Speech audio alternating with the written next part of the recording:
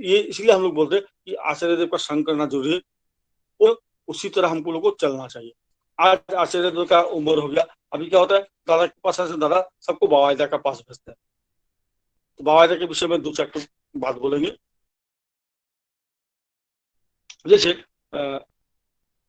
South Africa से एक family आया था पहली बार, तो अच्छा दादा नागपुर में बैठे हुए हैं, वो माँ जाकर दादा को निवेदन किया कि मेरा कुछ प्रॉब्लम है, अगर दया करके मेरा निवेदन अगर आप सुनेंगे तो दादा बोले कि मेरा तो अभी उम्र हो गया, तो मेरा बड़ा लड़का बाबाई को तुम पहचानते हो? तो माँ ने बोला फोटो देखे हैं, लेकिन देखो तो इस पहली बार आया, इसलिए अभी तक भेंट नहीं हुआ। तब तो दादा ने बोला उस माँ को कि तुम यहाँ बैठे रहो, कुछ देर बाद बाबा आके यहाँ बैठेगा, तुम्हारा मन में जो कुछ भी है सब तुम उसको निवेदन करना, और वो जो बोलेगा आंख बंद करके उसको पालन करना है।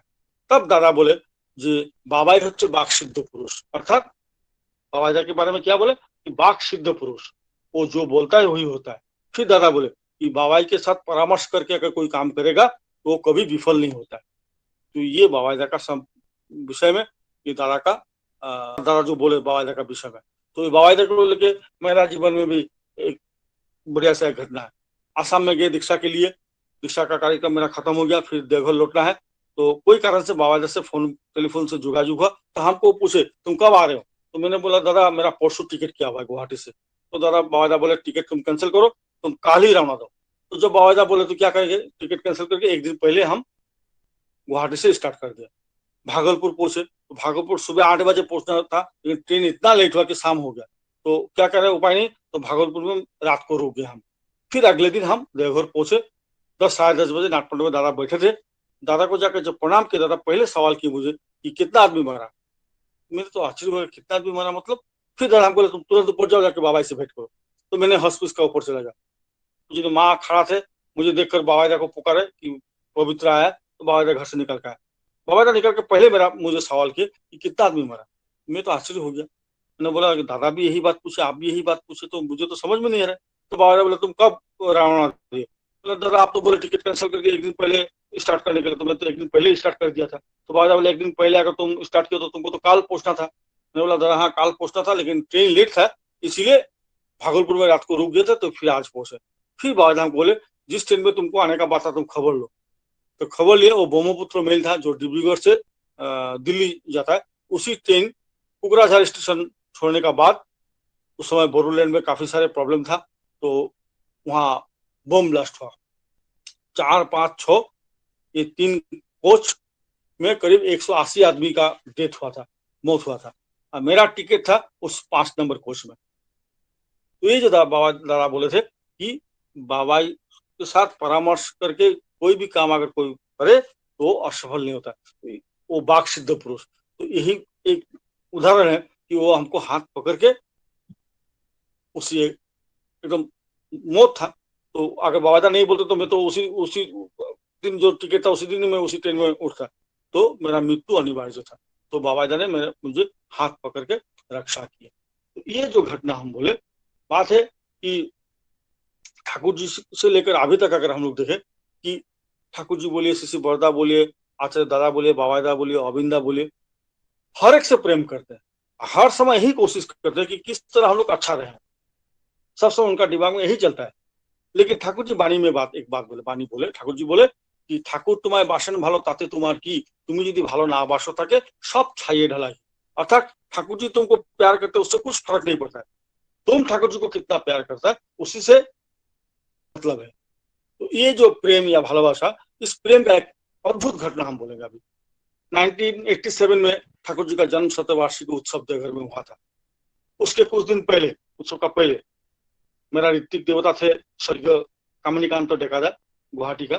तो इस उत्सव का और कलेक्शन के लिए कामिंदा बोरोलैंड में गए, ट्राइबल लैंड, प्रत्येक गांव, एकदम गांव में गए। तो वहां एक ट्राइबल फैमिली, और वो लोग का आर्थिक अवस्था भी इतना खराब था कि ये दोपहर खाना खाने से रात को क्या खाएंगे पता नहीं, वो लोग को रात को क्या खाएगा उसको लोग को पता नहीं, इतना आर्थिक अवस्था खराब। तो कामिंदा जाके वहां वो लोग को बोले कि ठाकुर जी का जन्म शतवार्षिक उत्सव है, उत्सव होगा होने वाला है, तो 5,001 रुपया करके एक यूनिट, तो अगर आप लोग कोई देना चाहते तो मैं अभी नाम लिख के ले जाऊंगा, और 1 महीना बाद आके मैं उस उत्सव का अर्घ लेके जाऊंगा। तब एक ट्राइबल परिवार फैमिली, तो उस फैमिली का जो गार्जियन वो बोला ठीक है मेरा नाम लिखिए, तो उनका नाम लिखा गया। फिर उनका पत्नी आके बोलते कि मेरा नाम भी लिखिए। तो कामिंदा थोड़ा आश्चर्य हुआ कि जिन लोग को दोवेला खाना ठीक से नहीं मिलता है, वहाँ हस्बैंड वाइफ दोनों आके बोला कि मेरा नाम लिखिए। तो ठीक है, हस्बैंड का नाम भी लिखा, वाइफ का नाम भी लिखा। ठीक कुछ देर बाद उनका ही एक बेटा 12-13 साल का, वो आके बोला कि मेरा नाम भी लिखिए। तब कामिंदा उसको बोले कि तुम्हारा पिताजी भी तो दे रहा है, तुम्हारा माँ भी दे रहा है, तुम कहाँ से दोगे, तुमको कहाँ से रुपया मिलेगा। तो वो लड़का उत्तर दिया कि पिताजी उनका ठाकुर जी को देंगे, माँ माँ की जो ठाकुर जी उनको देंगे, और मैं मेरा ठाकुर जी को दूंगा। क्या बोला, पिताजी का ठाकुर को देंगे, माँ की ठाकुर जी को देंगे, मैंने मेरा ठाकुर जी को दूंगा। फिर वो बोला कि मैं जंगल में जाऊंगा, काट काट के उसको बिक्री करूंगा, करके जो होगा जमा करके फिर मैं दूंगा। बात खत्म हो गया। फिर कामिंदा चले गए। ठीक है, 1 महीना बाद कामिंदा है। देखा गया कि तीनों, बाप बेटा और माँ, तीनों ही अपना अपना 5,001 रुपया जो अर्घ था कामिंदा को दिया। तो पहले कामिंदा तो आश्चर्य हो गया कि ऐसा संभव हुआ। फिर जो आदमी ने जो बात बोले, क्या बोले आदमी, तब वो आदमी कामिंदा को बोले दादा, ठाकुर जी का जन्म शतवार्षिक उत्सव इतना बड़ा उत्सव होगा, लेकिन हम लोग को आर्थिक अवस्था ऐसा है नहीं कि हम लोग देवघर जाकर उत्सव देख पाए। तो आप तो उत्सव में जाइएगा, तो एक ही प्रार्थना है आपके पास कि उत्सव होने का बाद, उत्सव देखने का बाद एक बार हमारे गांव में आप फिर आइएगा, और ठाकुर जी का उत्सव कैसा हुआ ये बात कम से कम हम लोग को सुना के जाइएगा। क्या बोले कि हम लोग का आर्थिक अवस्था इतना नहीं, इतना भी नहीं है कि हम लोग देवघर जा पाए, लेकिन आप तो उत्सव में जाइएगा, तो उत्सव देखने का बाद आके दया करके ठाकुर जी का उत्सव कैसा हुआ इस उत्सव के विषय में कम से कम हम लोग को आके थोड़ा बोलिएगा। बोलते बोलते रोना शुरू किया। तो ये है प्रेम।